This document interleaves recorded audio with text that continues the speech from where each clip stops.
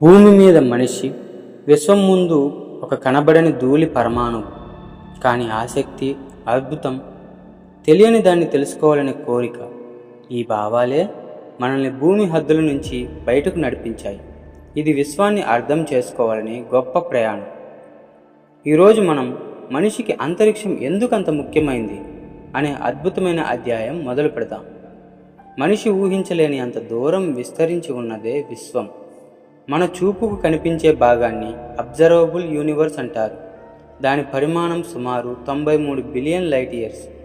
కానీ ఇది మొత్తం కాదు. మనకు కనిపించని విశ్వం ఇంకా ఉంది. బిగ్ బ్యాంగ్ నుండి ఇవాల్టి వరకు విశ్వం ఎలా పుట్టిందో, ఎలా పెరిగిందో, అది ఎక్కడికి వెళ్తుందో, ఇవన్నీ మనిషిని ఎప్పటి నుంచో కుతూహలపరుస్తున్నాయి.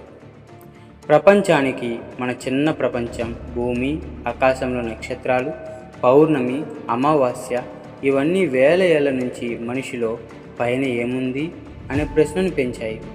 ఈ ప్రశ్నే అంతరిక్ష పరిశోధన యొక్క మొదటి మెట్టు. మన విశ్వయాత్రలో మొదటి అధ్యాయం సౌర కుటుంబం. ఇక్కడ ప్రతి గ్రహం ఒక కథ. సూర్యుని వేడి నుండి నెప్ట్యూన్ చల్లదనం వరకు ప్రతిదీ ఒక వింతే, ప్రత్యేకత కలిగి ఉంటాయి. మనం నివసించే Galaxy Akashaganga.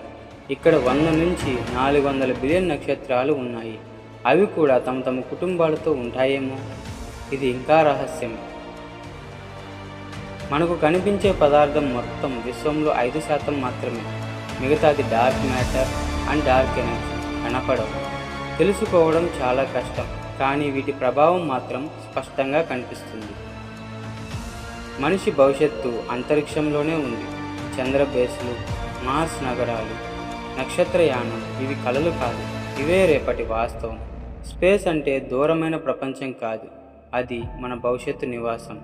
Thank you for watching. Thank you.